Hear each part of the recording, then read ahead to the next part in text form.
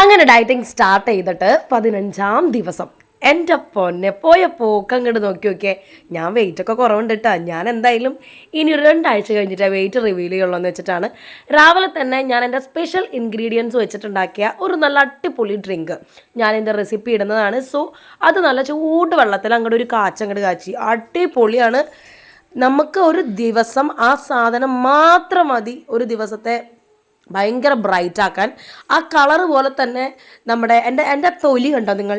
എൻ്റെ ചിരിച്ചിട്ടുള്ള മുഖം കണ്ടോ നിങ്ങൾക്ക് എന്ത് തോന്നുന്നു? എനിക്കറിയില്ല, എനിക്ക് എന്തൊക്കെയോ തോന്നുന്നുണ്ട്. പിന്നെ ഉച്ചയ്ക്ക് അങ്ങോട്ട് ഫുഡ് കുശാലായി. നല്ല ചിക്കൻ 65, ദെൻ ഉരുളക്കിഴങ്ങ് ഉപ്പേരി, പിന്നെ ചോറ് കുറച്ചുള്ളോട്ടോ. ചോറ് കാണുമ്പോൾ വലിയ പാത്രമാണെന്ന് വിചാരിക്കും. നിങ്ങൾ വിചാരിക്കണം ദൈവമേ ഇൻ്റർമീഡിയറ്റ് ഫാസ്റ്റിംഗ് ആണെന്നിട്ട് ഇവിടെ അടിച്ച് കയറ്റുണ്ടല്ലോ എന്നല്ല. ഞാൻ ഫുഡൊക്കെ ഭയങ്കര മിതമായാണ് കഴിക്കുന്നത്. പിന്നെ നമ്മുടെ സ്പെഷ്യൽ ഐറ്റം എന്താണ്? ചായ അല്ല, കാപ്പി മധുരമില്ലാത്തതാണ്, നിങ്ങൾ ശ്രദ്ധിക്കണം. മധുരമില്ലാത്തത് കഴിക്കണം. പിന്നെ കുറച്ച് പേര് എനിക്ക് കമൻറ്റ് ബോക്സിൽ വന്നിരിക്കുന്നത് ചേച്ചി എന്തൊരു ചക്ക മൂക്കാണെന്ന്. എൻ്റെ പൊന്നു മക്കളെ, ഞാനിത് സ്വന്തമായിട്ട് ആഗ്രഹിച്ചുണ്ടാക്കിയ സാധനമല്ല, എൻ്റെ അച്ഛനും അമ്മയും കൂടി തന്നെ ഉണ്ടാക്കിയതാണ് എന്നെ. സോ അത് പ്രൊഡ്യൂസ് ചെയ്ത ആൾക്കാരോട് പരാതി പറയേണ്ടതാണ്.